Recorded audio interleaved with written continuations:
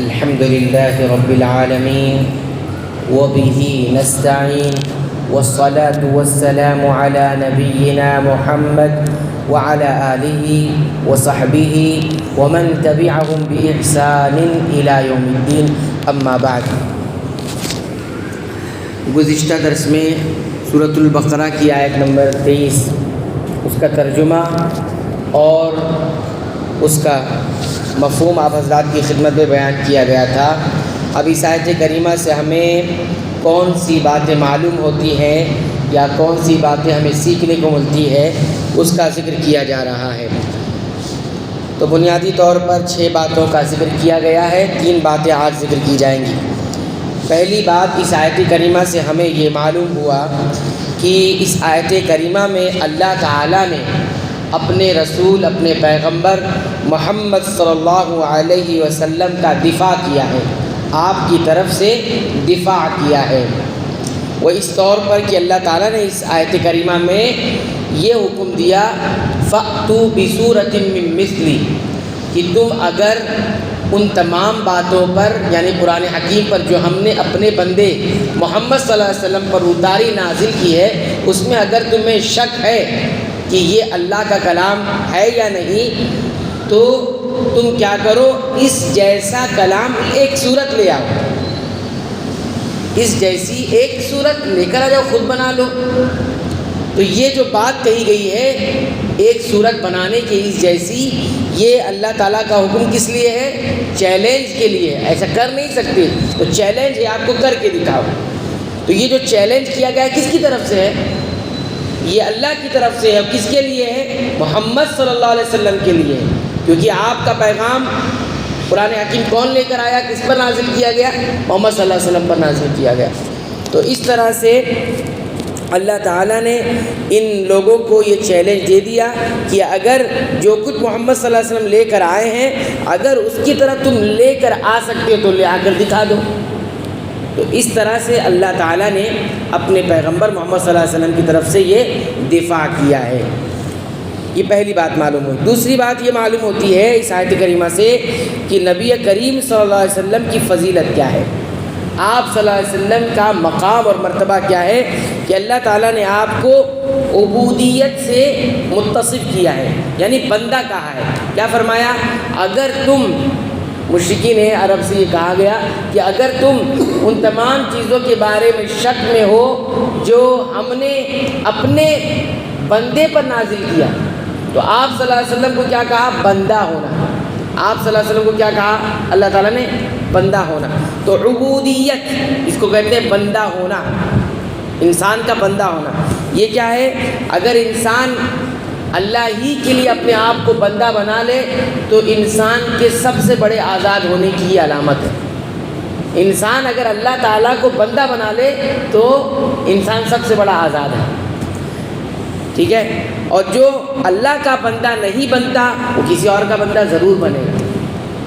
جو اپنے آپ کو اللہ تعالیٰ کا بندہ نہیں بناتا وہ کسی نہ کسی اور کا بندہ ضرور بنے گا۔ اس لیے جب اللہ کی عبادت نہیں کی جاتی، جو اللہ واقعی اللہ جو عبادتوں کا حقدار ہے، تو ایسا شخص شیطان کی عبادت کرتا ہے، شیطان کی عبادت جو اللہ کی عبادت نہیں کرتا گویا وہ اپنے نفس کی یا شیطان کی عبادت کر رہا ہے۔ اس لیے علماء نے کہا کہ جو انسان اس قید سے بھاگتا ہے جس قید کے لیے اسے اس دنیا میں پیدا کیا گیا، یعنی عبادت سے بھاگتا ہے، تو پھر وہ لامحالہ طور پر نفس کی قید میں چلا جاتا ہے یا شیطان کی قید میں چلا جاتا ہے۔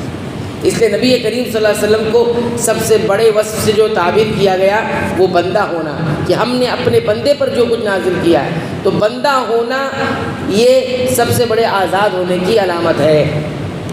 اور جو بندہ نہیں بنتا پھر وہ غلام بن جاتا ہے، کس کا؟ نفس کا یا پھر شیطان کا، خواہشات کا، اس کا غلام بن جاتا ہے۔ بعض لوگ کہتے ہیں، نوجوان قسم کے لوگ یہ کہتے ہیں کہ اللہ کے حکموں کی پابندی کرنا یہ تو غلام بننا ہو گیا، یہ تو غلام بننا ہو گیا، پابندی کیا؟ یہ تو قید ہے۔ تو ان کو بتانا چاہیے کہ اللہ کے حکموں کی پابندی کرنا یہ قید نہیں ہے، بلکہ اللہ کے حکموں کی پابندی کرنا یہ آزادی ہے۔ اس کو آزادی کہا جاتا ہے۔ بھائی جس نے آپ کو پیدا کیا اس کا بندہ بننا یہ قید ہوا؟ نہیں، آج انسان اگر ذرا سا احسان کسی کے اوپر کر دے تو جس کے اوپر احسان کیا جاتا ہے وہ کس طرح سے اپنے محسن کا بن کر ہو جاتا ہے. ہاں آپ کو اگر کسی نے، آپ ضرورت مند تھے، بہت شدید ضرورت ہے زندگی میں، ایسے وقت میں کوئی محسن، کوئی انسان آپ کو کچھ پیسوں کی آپ کو ضرورت تھی اور آپ کو قرض دے دیا اور آپ کی مدد کر دی 10-20 ہزار 50 ہزار لاکھ، آپ دیکھیے زندگی بھر آپ سوچتے کس طرح سے میں اپنے اس احسان کا بدلہ اس کو چکا دوں، کس طرح سے اس کی اپنی نگاہیں اس کی طرف کیے ہوتے ہیں، بچھائے ہوئے ہوتے ہیں. کبھی کوئی کام پڑے تو کہیے گا، کبھی کچھ رہے تو بولیے گا. اس طرح سے زندگی بھر دل میں اس کا احسان لیے ہوئے ہم چلتے ہیں. ایک عام انسان کی بات یہ کر رہا ہوں، مخلوق کی. بتائیے اللہ تعالیٰ کا احسان ہم پر کتنا ہے. بتائیے اگر آپ کو آنکھ نہیں ہو، آنکھ بینائی چلی گئی ہو اور کوئی آپ کو آ کر اپنی آنکھ دے دے، آپ کیا کریں گے اس کے لیے؟ آپ تو یہ کہیں گے نا زندگی بھر تمہارا غلام بن کر رہوں گا، ایک آنکھ مجھے دے دو. سوچئے اللہ تعالیٰ کے ساتھ ہمارا معاملہ ایسا ہے، ہم کو اللہ تعالیٰ نے کیا کچھ نہیں دیا. ایک آنکھ چلی جائے، کوئی کسی کا کڈنی اگر کسی کو دے دیتا ہے، زندگی بھر اس کا غلام بن کر گئے. ہاں آپ یہی کہیں گے نا کہ آپ مجھے زندگی بھر غلام بنا لیجیے، سب کچھ کروں گا، میرے کو ایک آنکھ دے دیجیے، کسی کو دیکھنا نصیب ہو جائے دنیا. تو سوچیے اللہ تعالیٰ نے ہم کو کیا کچھ نہیں دیا ہے، تو اس کا بن کر ہونا، یعنی اس کا بن کر رہنا اور اس کے حکموں کی پابندی کرنا، یہ غلامی ہاں یہ قید ہے؟ نہیں، یہ آزادی ہے. اسی کو آزادی کہا جاتا ہے. اس لیے اللہ تعالیٰ نے اپنے پیغمبر کو کیا کہا؟ ہم نے اپنے بندے پر بندہ کہا ہے، یعنی اللہ کے رسول صلی اللہ علیہ وسلم اللہ کے بندے ہیں. اور تیسری اور آخری بات اس آیت کریمہ سے ہمیں یہ معلوم ہوتی ہے کہ قرآن اللہ کا کلام ہے. قرآن اللہ کا کیا ہے؟ کلام ہے. وہ اس طور پر کہ اللہ تعالیٰ نے کہا مما نزلنا، ہم نے نازل کیا ہے. اور کلام اس طرح سے ثابت ہوا کہ قرآن جو ہے یہ کیا ہے؟ کلام ہے. اور کلام یہ بولنے والے کی صفت ہوا کرتا ہے. جیسے ابھی میں بول رہا ہوں یا آپ بول رہے ہیں تو یہ جو بولنا ہے یہ ہماری صفت ہے. تو ایسی قرآن اللہ کی صفت ہے. ٹھیک ہے، کلام اللہ بول رہا ہے تو اللہ کی صفت ہے. اور صفت کیا ہوتی ہے؟ یہ اس کی ذات سے الگ کوئی چیز نہیں ہوتی بلکہ اس کی صفت ہوتی ہے. اسی لیے جو یہ کہتا ہے کہ قرآن مخلوق ہے، اس کا یہ کہنا انتہائی باطل اور غلط ہے. قرآن مخلوق نہیں ہے، قرآن مخلوق نہیں بلکہ قرآن یہ اللہ کی صفت ہے، کلام ہے، صفت ہے. تو اللہ کی صفت اللہ کی ذات سے الگ نہیں ہے. ٹھیک ہے، مخلوق نہیں ہے. اچھا مخلوق پھر کیا چیز ہے؟ اسی لیے کہا گیا کہ قرآن اٹھا کر، قرآن سر پہ رکھ کے، قرآن پر ہاتھ رکھ کر قسم نہیں کھائی جاتی. اگر کوئی انسان قرآن کی قسم کھاتا ہے تو اگر اس طور پر کھاتا ہے کہ یہ اللہ کا کلام ہے، اللہ کی صفت ہے، تب تو جائز ہوگا. قرآن کی قسم کھائی جا سکتی ہے کیونکہ یہ اللہ کا کلام ہے، اللہ کی صفت ہے، تو اللہ کی صفت کی قسم کھائی جا سکتی ہے. لیکن کوئی قرآن اٹھا کر اس پر ہاتھ رکھے اور اس کو سر پہ رکھ کے کسی کے سامنے لا کر قسم کھاؤ تو یہ جائز و درست نہیں ہوگا. کیوں؟ کیونکہ تعظیم کس کی ہو رہی ہے؟ قرآن کی تعظیم نہیں ہو رہی، اللہ کے کلام کی تعظیم نہیں ہو رہی. تعظیم اس چیز کی ہو رہی ہے جس پر کلام لکھا ہوا ہے. تو سیاہی ہے اور اس میں استعمال ہونے والی چیزیں ہیں، یہ مخلوق ہے. اللہ کا کلام مخلوق نہیں ہے. تو اب ہاتھ رکھ رہے تو کس پر ہاتھ رکھ رہے ہیں؟ اللہ کے کلام پر ہاتھ رکھ رہے ہیں؟ نہیں، اللہ کے کلام پر تھوڑی ہاتھ رکھ رہے ہیں، وہ تو جو چیز ہے اس پر ہاتھ رکھ رہے ہیں. اسی لیے بہت ساری چیزوں کو انسان جو ہے قرآن کو سینے سے لگاتا ہے، چومتا ہے. جائز ہے؟ نہیں جائز ہے. اس کو کیسے چوما جا سکتا؟ آپ کس کو چوم رہے ہیں؟ اللہ کے کلام کو چوم رہے ہیں؟ نہیں، وہ جو سیاہی ہے، وہ اس میں جو استعمال ہونے والی چیز ہے اس کو چوم رہے ہیں. ایسا کہیں بھی ثابت نہیں کہ صحابہ کرام نے اس طرح کی چیز کی ہو. تو مخلوق، اللہ کا کلام مخلوق نہیں، جو چیزیں استعمال ہے وہ مخلوق ہے. ہاں.